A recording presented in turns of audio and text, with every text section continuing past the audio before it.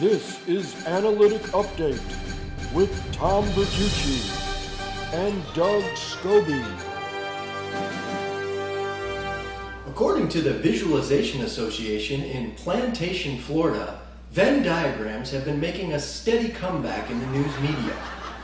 A Venn diagram is a chart with two or more circles that shows all of the possible logical relationships between a finite collection of sets.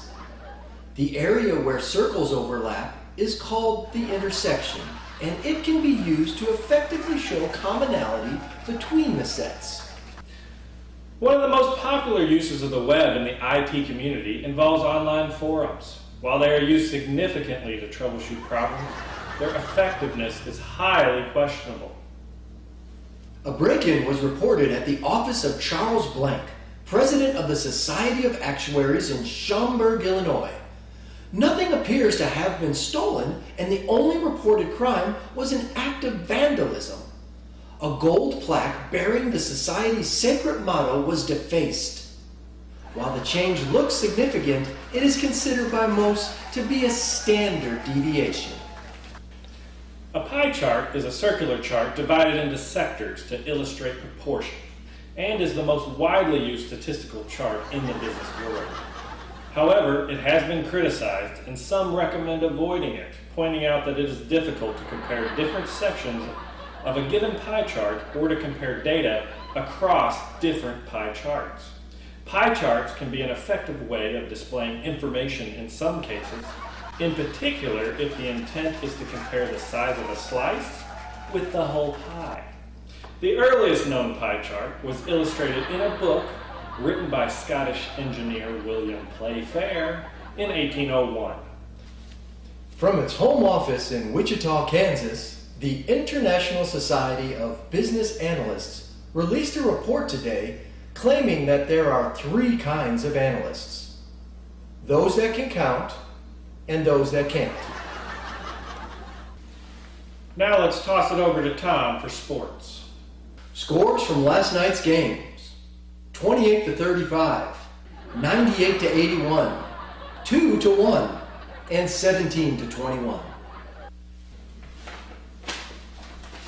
This just in: bacon is not good for you.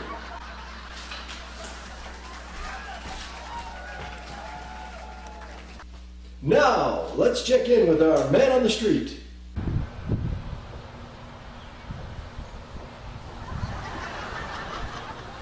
Researchers at MIT in Cambridge have found a startling correlation between owning cats and being struck by lightning.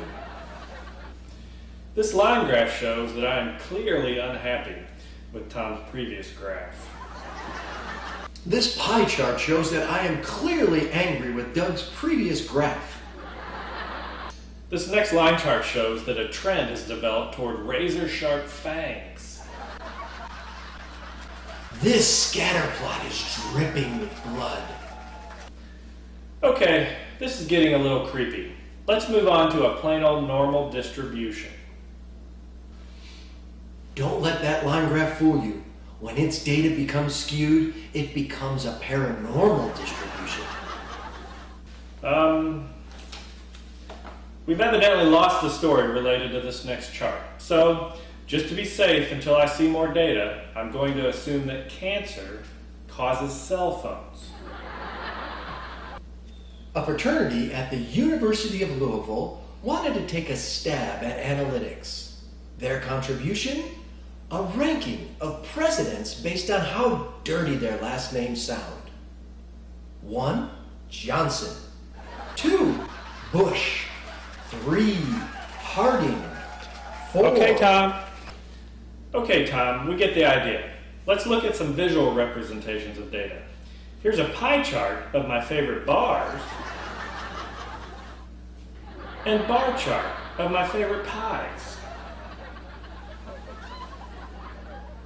The insight gained from this last chart is self-evident, but I'll pause for a moment to let it sink in. I'm Doug Scobie. And I'm Tom Bertucci. And from all of us here at Analytic Update, Have a pleasant tomorrow.